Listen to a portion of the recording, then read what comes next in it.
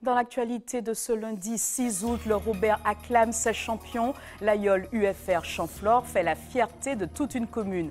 Ils ont été nombreux depuis hier à rendre hommage aux hommes de Félix Mérine. Réouverture progressive des restaurants du Cap Chevalier, on respire beaucoup mieux. Les sargasses s'éloignent des côtes, un vrai soulagement pour les commerçants. Enfin, un énorme bravo à la Martiniquaise de 18 ans qui a magnifiquement brillé au championnat d'Europe de gymnastique. Mélanie Jesus dos Santos remporte la médaille d'or devant la Roumanie et la Belgique. Voilà pour les titres de ce journal que vous pouvez suivre en direct sur la page Facebook d'ATV. Madame, Monsieur, bonsoir. Ils sont fiers et le font savoir. Les Robertins sont heureux. La 34e édition du Tour de Martinique des Aïoles Rondes a été remportée hier par l'équipage du UFR Champflore. Une démonstration de force qui enchante la commune. Loïc Régis s'est rendu sur place ce matin. Regardez. Une victoire de l'Aïol UFR Champflore et c'est toute la fierté d'une commune qui rejaillit. Ce matin dans les rues du Robert, c'était bien sûr l'un des sujets de conversation. Pour les supporters, pas de doute, les choses étaient claires dès le départ. L'Aïol Robertine ne pouvait que gagner.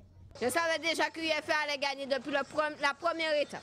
C'est sûr et certain. Ils ont su tenir le maillot rouge, faire durer le maillot rouge. Ils l'ont gardé jusqu'à la fin.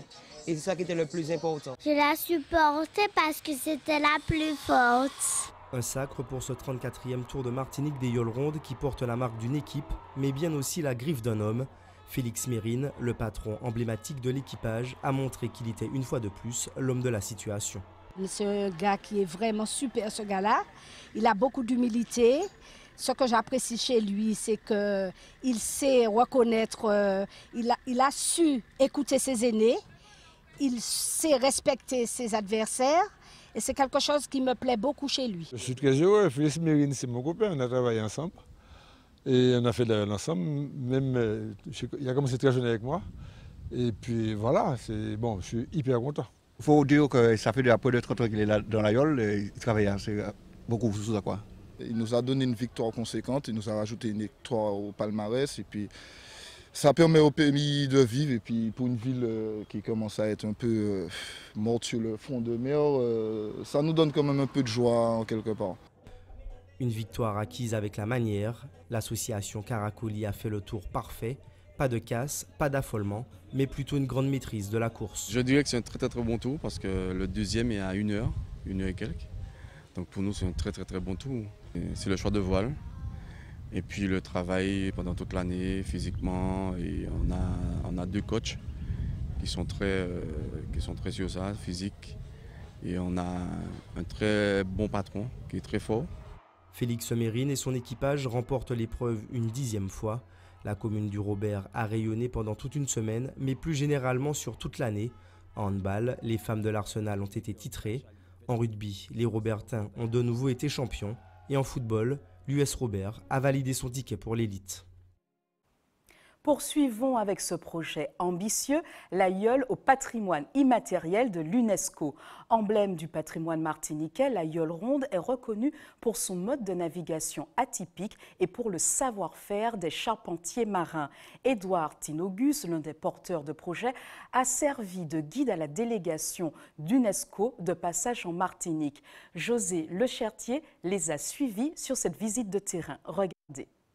Si au dire de tous les coursiers ce tour a été extrêmement compliqué, la tâche d'Édouard Tinogus l'a été également. Lui qui souhaite inscrire l'Aïol au patrimoine culturel et immatériel de la France. C'est une démarche qui a commencé depuis, je dirais, quelques années. On a dû faire reconnaître l'Aïol sur un plan national par le ministère de la Culture. C'est une démarche qui a été faite avec le monde de l'Aïol, avec la population et tous les gens de bonne... qui sont là pour défendre leur patrimoine. Et une fois que la France a reconnu, je crois que ça s'est fait l'an dernier, l'Aïol de Martinique, c'était, la première étape.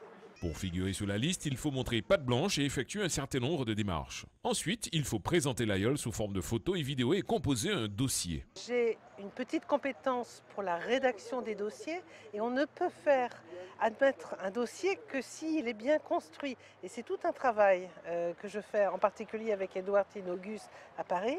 Il faut comprendre ce que les différents partenaires, le ministère de la Culture ou bien l'UNESCO, attendent qu'on leur explique. Et leurs exigences parfois sont surprenantes, donc on essaie de comprendre ce qu'ils attendent et de choisir dans ce qu'on connaît les éléments qui peuvent les convaincre. À la demande du comité de pilotage, un conseiller sur les affaires du patrimoine a fait le déplacement. Le but, examiner ce pan de la culture martiniquaise. C'est un long processus qui prend plusieurs années, 4, 5, peut-être des fois 8 ans. Il y a des dossiers qui sont déjà sur la table depuis de nombreuses années.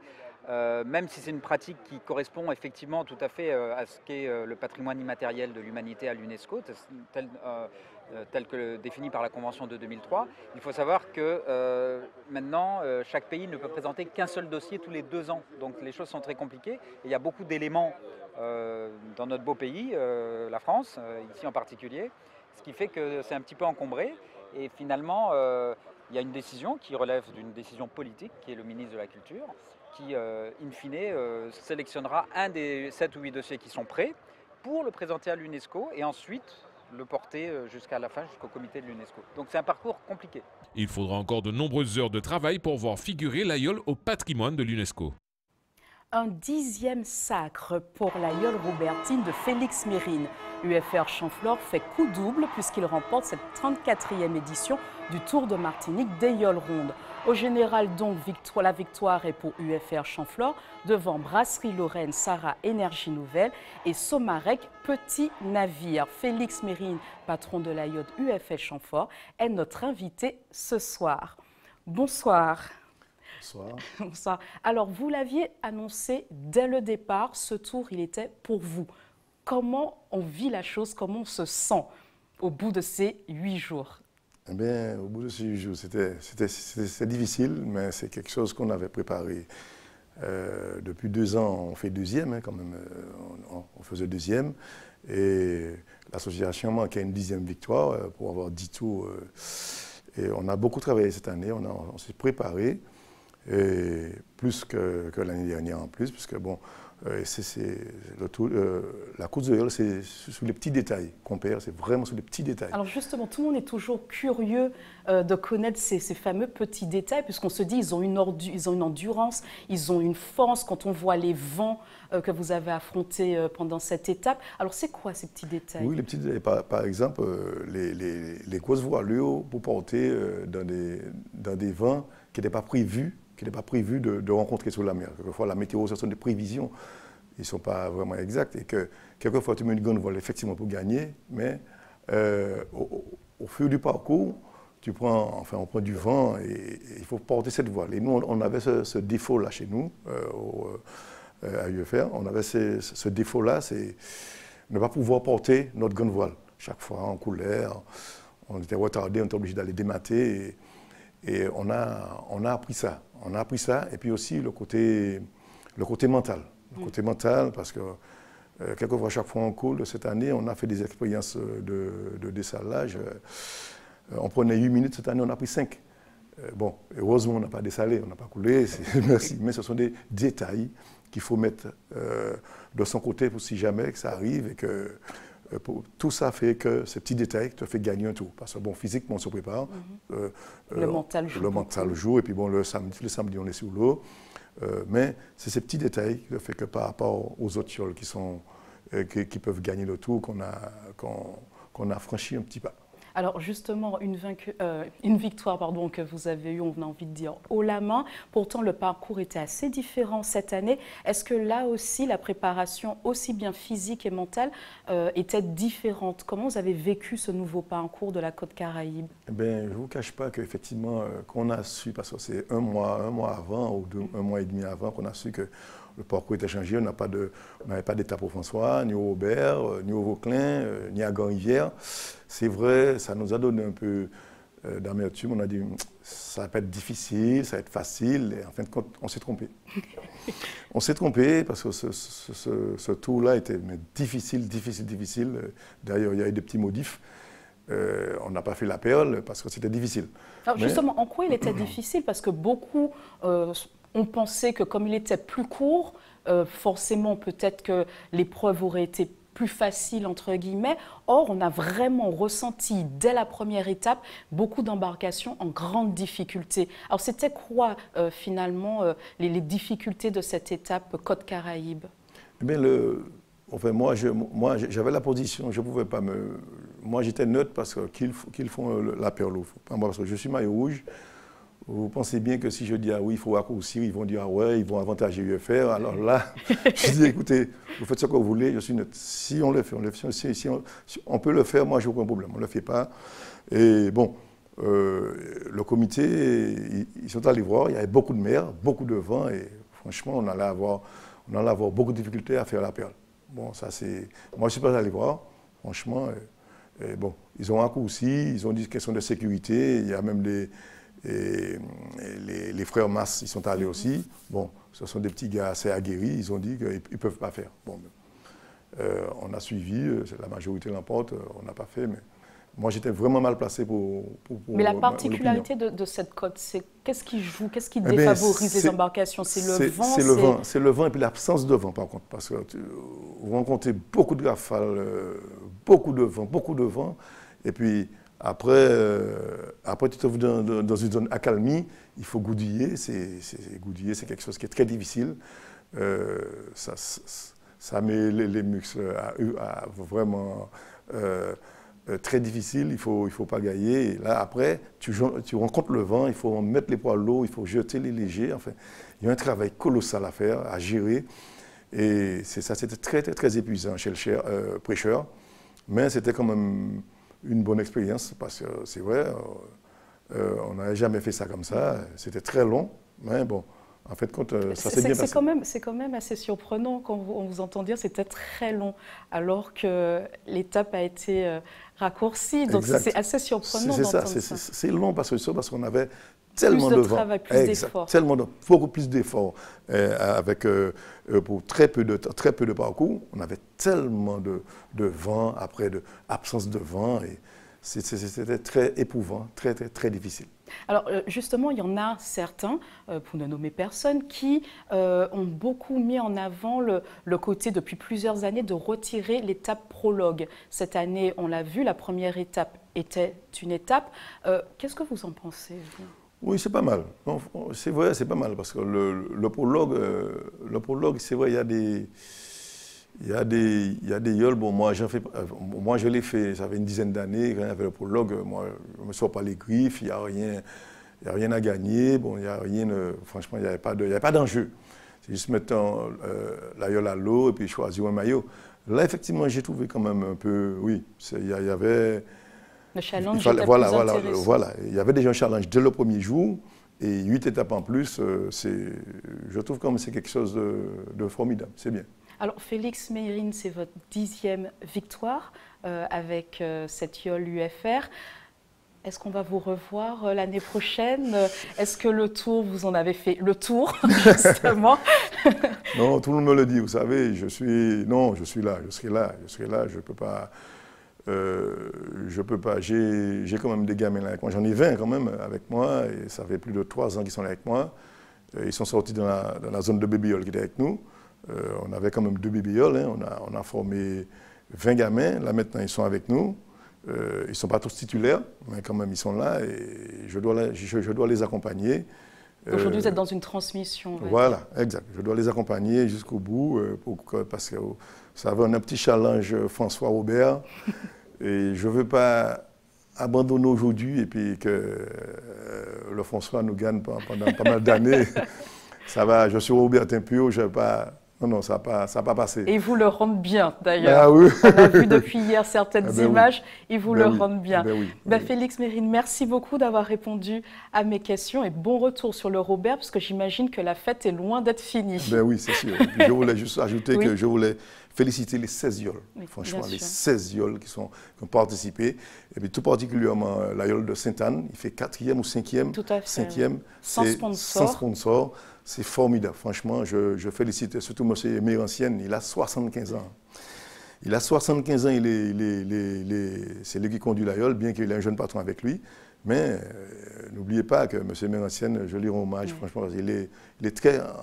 Il est courageux, il est vraiment courageux à 75 ans, rester derrière une yole. C'est clair. Ben, merci à vous et merci aussi à toutes les autres embarcations. Merci beaucoup. Je vous l'annonçais en titre, léger répit pour les restaurateurs du Cap Chevalier. Depuis 4 mois, l'odeur des sargasses échoués avait fait fuir la clientèle. Certains professionnels avaient même abaissé leurs rideaux. Aujourd'hui, ils réouvrent. Les plages sont à nouveau accessibles. En effet, l'envahissante algue brune semble s'éloigner de nos côtes. Pour l'instant en tout cas, reportage de Johan Boulard. Béatrice efface les dernières traces laissées par les algues brunes. Ça suffit par ici, là, on met un petit peu de rouge par là. Encore quelques coups de pinceau et la structure sera fin prête. Nous rénovons un peu le restaurant suite aux sargasses, aux dégâts qu'ont causé le sargasse. Et notre rôle, c'est de remettre à neuf. Pas une seconde à perdre, car depuis une semaine, les sargasses sont quasi absentes des côtes du Cap. Comme vous voyez, il n'y a pas de sargasses par ici, nous n'avons pas d'odeur. Mais ça nous a beaucoup pénalisé. Après 4 mois d'inactivité, nul autre choix que de prendre le taureau par les cornes. C'est mon dernier espoir d'ouvrir parce que bon, là, cette semaine, c'est la dernière semaine. En principe, les vacances, c'est jusqu'au moins 20 août. J'ai eu des pertes, des appareils en panne. On nous convie à des réunions, on nous fait comprendre qu'il y a des dispositifs qui se mettent en place, même geler les cotisations ou autres, ça n'arrange pas les choses parce que c'est vrai que c'est de l'argent qu'il n'y a déjà pas, donc il n'y a déjà pas d'entrée d'argent. Malgré cette nette amélioration du plan d'eau, les clients n'auraient toujours pas retrouvé le Cap. C'est une catastrophe quand on regarde le Cap Chevalier où vraiment c'est mouvementé, il y a de la vie. Là, non. Un peu plus loin, dès l'entrée de l'Anse-au-Bois se dégage une odeur putride. Anciens et nouveaux monticules de sargasses jonchent le sable. Les établissements demeurent fermés. Il en est de même à Lens-Michel. La plage est pourtant de nouveau praticable. Là, ils ont nettoyé plus ce matin. Avec les baignes, il y avait des tracteurs, pas mal de gens qui bossaient. Du coup, maintenant, c'est la première fois qu'on utilise le spot de kite. Et il y en a encore un peu sur le bord, mais en tout cas, dans l'eau, il n'y en a pas. On a décidé d'ouvrir la plage samedi, dans la matinée. Donc voilà, les restaurateurs, normalement, doivent reprendre leurs activités. Dans ce bois, il y a beaucoup plus de sargasses qui entrent.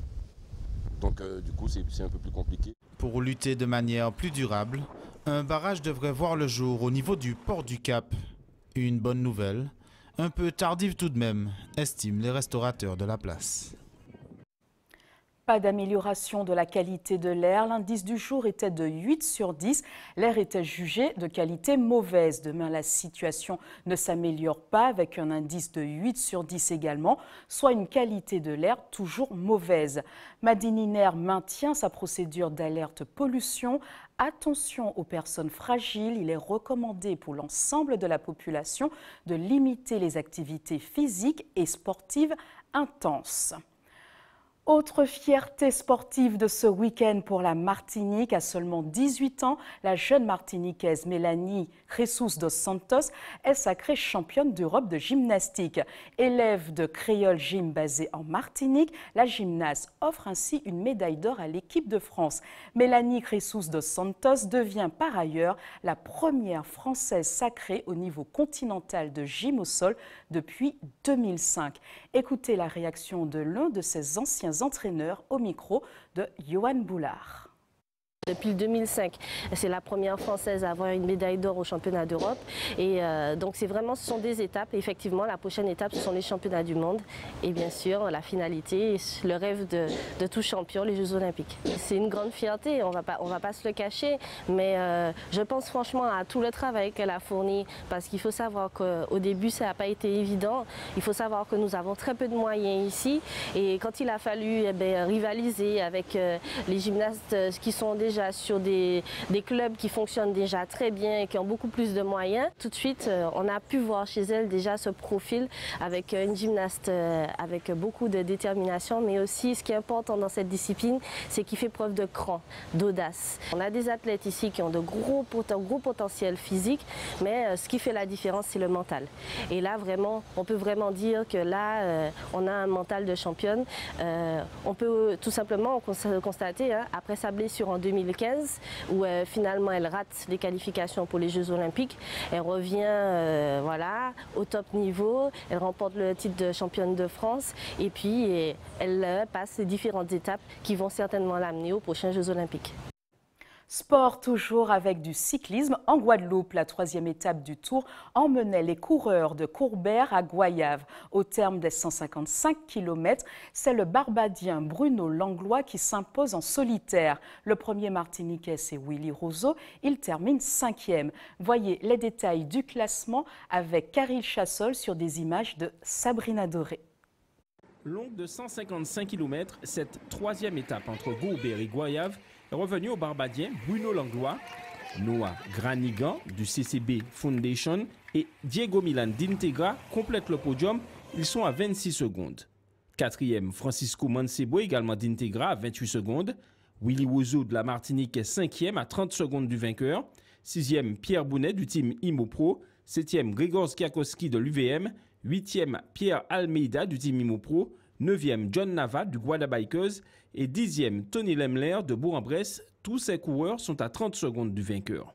Concernant nos représentants, outre Willy Roseau, classé 5e, Thierry Rago est 17e, Yolan Sylvestre 26e, Michael Stanislas 27e et Cédric Eustache 34e, tous trois à 44 secondes du vainqueur. Enfin, Kevin Copette-Largit est 86e à 14 minutes et 10 secondes de Bruno Langlois. Au classement général, Willy Roseau reste le Martiniquais le mieux classé. Il est 12e à 2 minutes et 13 secondes du maillot jaune Michael Guichard du team Imopro. Yolan Sylvestre est 18e à 3 minutes et 34 secondes. Cédric Eustache, 24e à 5 minutes 4 secondes.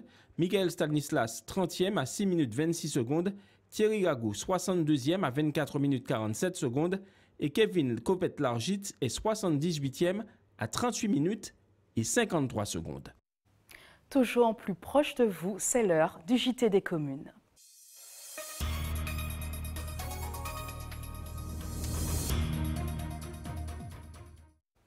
Ce soir, je vous propose de retourner avec Hubert Bornil à la rencontre d'Annick Sivels et de replonger dans le monde merveilleux du conte pour enfants.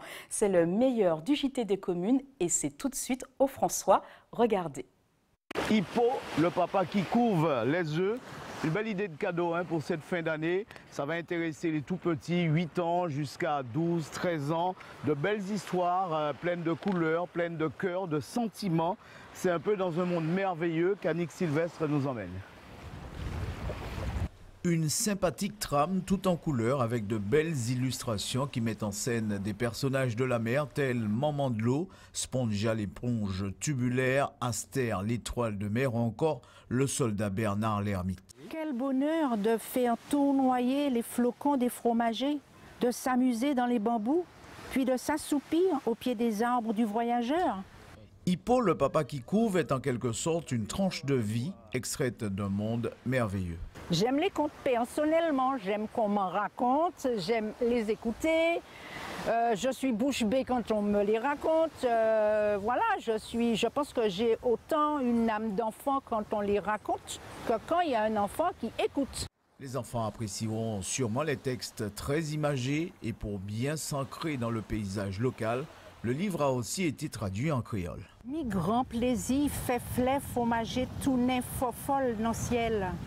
Trapper en misement, en didant branche bambou, et puis prend en petit sommeil en bas ses pieds bois. En tout cas, de belles histoires à lire et à se faire lire. N'oubliez pas, Hippo, le papa qui couvre les œufs, demandez-le, il est dans toutes les bonnes librairies. Information pratique maintenant avant de refermer ce journal. Pour ceux qui souhaitent faire un don de sang demain, un camion de l'EFS sera stationné de 8h à 13h sur la place du 22 mai à Sainte-Anne. Comme chaque jour ouvré, une équipe sera également à votre disposition de 9h à 16h à la maison du don au CHU Pierre Zobda Kittmann au quartier La Ménard à Fort-de-France. C'est la fin de votre édition. Avant de se quitter, je vous rappelle les principales informations développées ce soir. Le Robert acclame ses champions. L'Aïol UFR Chanflor fait la fierté de toute une commune. Ils ont été nombreux depuis hier à rendre hommage aux hommes de Félix Mérine. Réouverture progressive des restaurants du Cap Chevalier. On respire beaucoup mieux. Les sargasses s'éloignent des côtes. Un vrai soulagement pour les commerçants. Enfin, un énorme bravo à la Martiniquaise de 18 ans qui a magnifiquement brillé au championnat d'Europe de gymnastique. Mélanie Cresus dos Santos remporte la médaille d'or devant la Roumanie et la Belgique. Restez avec nous. Tout de suite après votre journal local, retrouvez nos confrères de BFM TV pour l'information nationale et internationale. À 20h, votre rendez-vous économique avec le magazine Capital. Passez une bonne soirée avec les programmes d'ATV. J'aurai grand plaisir à vous retrouver dès demain, 18h50, pour les titres. Bonne soirée.